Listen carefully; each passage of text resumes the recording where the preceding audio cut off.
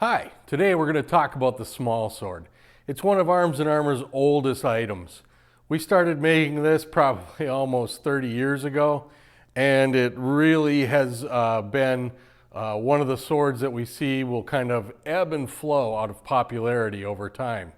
Recently it's been getting more and more popular, and so I thought we'd revisit this piece, look at some of the details of it, and understand the sword.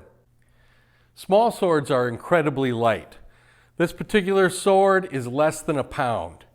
It is designed to be very light, very fast in the hand. The manipulation of the point is all important, and when you have it out in front of you and you're using it to thrust at your opponent. They can cut if they are sharp. Most of our ones we produce are blunted for training. Most small swords are used for that, for stage combat in some cases. That's how we first got into starting to make them, was when we were doing stage combat many years ago. But these are interesting swords, very light, very fast, and quite deadly when you do sharpen them up. Our sword has a steel hilt. The pommel, guard, and plate in the front are all cast in steel. The blades are double-wide musketeer-type blades that you see on the market in other places. We take those particular blades, it's the one piece that Arms & Armor doesn't actually make in-house on all of our items. But then we do some aftermarket work on it. We do some grinding on the fullers, we do some adjustment up on the ricasso, and some lightening in the blade. Because even those particular pieces are too heavy to be a real small sword blade.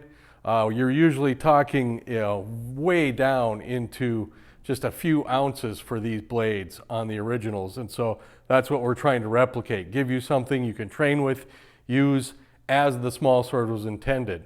If a small sword weighs more than a pound or so, it's probably getting up too heavy to do certain actions with that particular sword. One of the things that you see are the pastanes, or 4 rings here on the piece. These are large enough that you can pass your finger through that. On a lot of the small swords from the period, those are not large enough to do that. They would have had a grip where the finger was probably laid across them like this.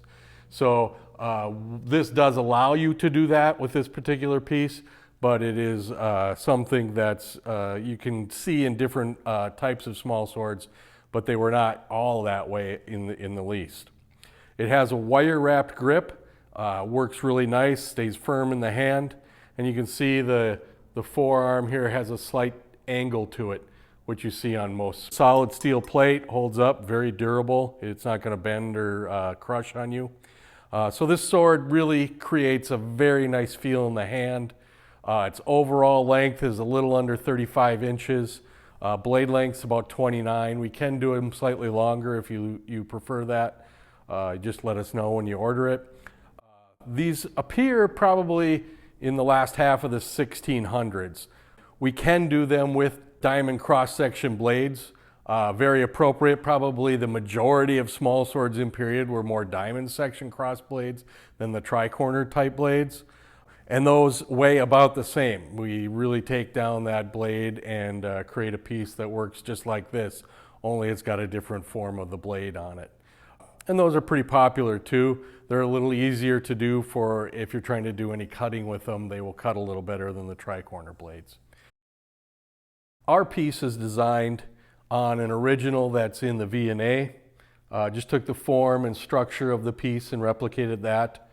It's a nice piece as far as handling, a little bigger in the hand than some of the small swords that you do see in the originals. This is a fairly robust piece on the original.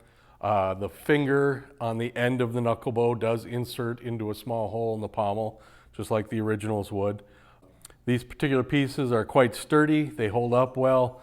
I've had several that have been out in the community for stage combat and or reenactment, and they've been using them for years.